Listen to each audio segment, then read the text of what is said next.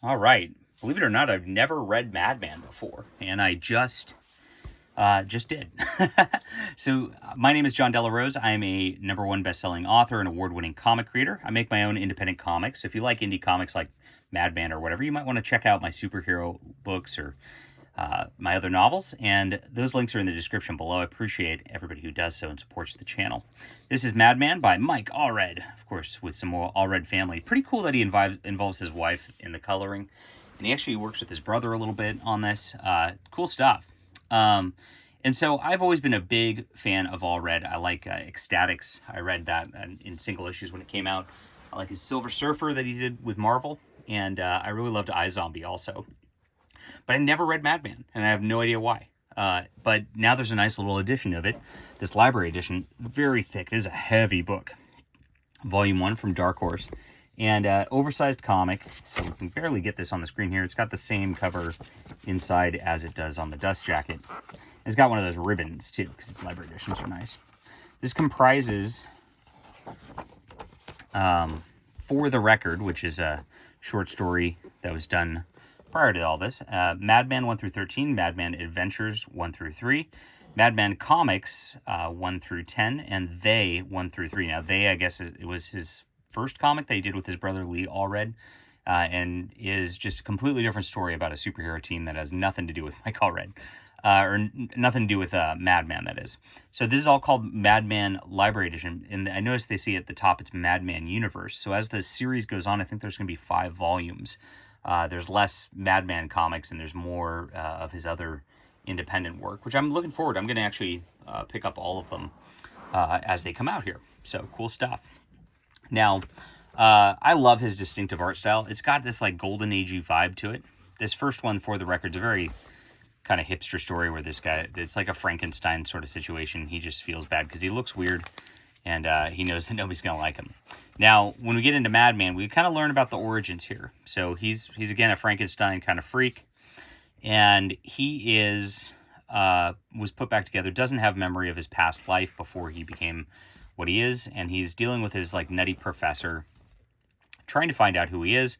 That guy gets like iced pretty much, and he has to like stash his body. Then he goes on this like wacky adventure to search for another nutty professor to kind of bring that guy back to life. And so since Madman's got back to life himself, I guess there's the secrets to life there. And we're introduced to these cast of characters through this story, where he just has to deal with all these wacky individuals. You can see he's fighting crime in the middle of this also. But it turns out this other mad scientist has like a bunch of clones and stuff, so you get like heads in a jar. It just goes way off the rails wacky, which I find so fun. I actually really love Mike Allred's art style. It's definitely not as refined in this 3-issue miniseries to start, but you can kind of see the progression in his art as it goes through the other Madman stuff. Here's like that lady who ends up being the professor's assistant with a little bit of a gratuitous bra line showing. It's all very clean and wholesome, though, at the same time. There's nothing beyond PG. Madman actually talks in a way that's like, gosh, golly, just like he is an old Golden Age character. So it's really, really neat on that level. And I like it. It's got modern pacing sensibilities, but it has classic story structure sensibilities. And the dialogue's not overdone, so there's never a slow pace to it. So much wacky stuff happens over the course of everything that it's a lot of fun. Later on, we get to have like aliens show up, and he gets to kind of make first contact with aliens and go into this little weird dream world with that. He defeated a supervillain there. You can see the Allred style kind of evolves into like something that is like very distinct at this point. And I don't know what it is about. I don't even know how to describe Allred's style other than golden agey. But it's really cool. So Madman ends up with a girlfriend. The pun is his name's Frank Einstein. Get it? Frankenstein. And he's dating this girl who goes by Jo.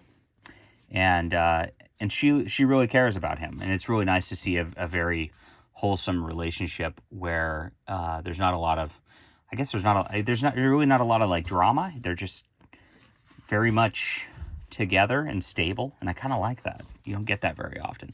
Look at all the colors as they progress. You see how bright they are. I like bright colors. Makes me happy in a book. They're all flats, kind of, which adds to that Golden Age vibe quite a bit. But good stuff. Eventually, like, they're fighting robots, and you can see actually he actually goes back in time for an issue here. But they end up with these robots. There's like a robot madman who ends up being exactly like him, like cloned with his memories and all that, but he's a robot. And then there's a robot Joe who's in love with that robot, and so it ends up, like I said, it's really wacky.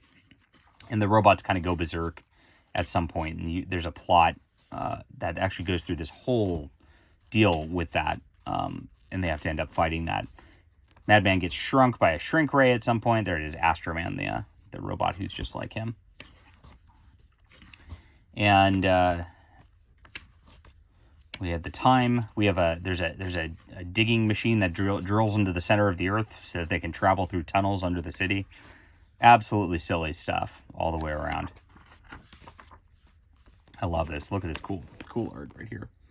A lot of fun action. It's Golden Agey style action. If you remember like original Ditko, like Amazing Spider-Man stuff. I know that's Silver Age, but like it feels a lot like that. I feel like, at least in like the poses and all that. The drawings have like these like thick lines to it, which I can't really place, but I love it. It's just a joy to look at. Everything's just like, it's got that sense of wonder to it. Get a little Hellboy cameo. He what's cool about Allred is he actually like references a lot of the indie comics in that like early 90s, late 80s period.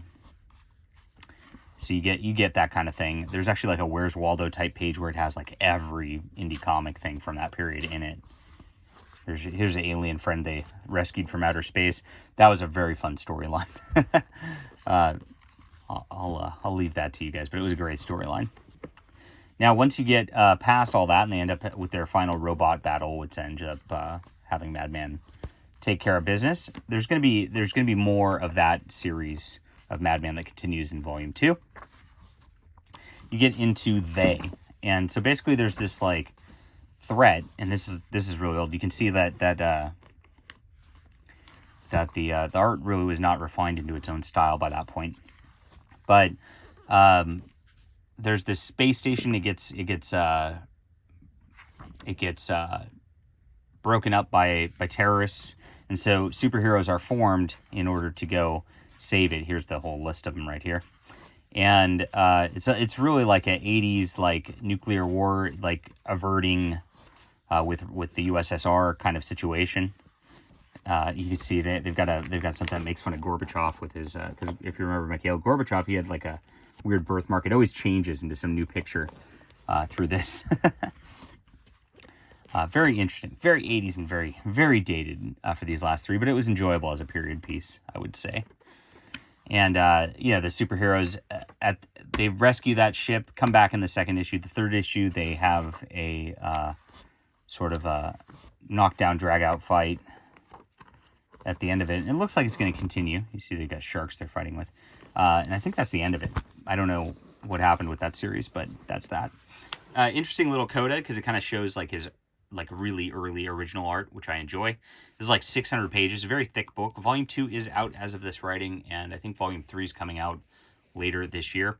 Really enjoyable. 9 out of 10. I only wish I read this sooner. I can't wait to have the entire Mike Allred library collection. I think he's one of the finest artists in comics, and I just love his style. I love his Golden Age sensibilities. I love his like sort of bright attitude.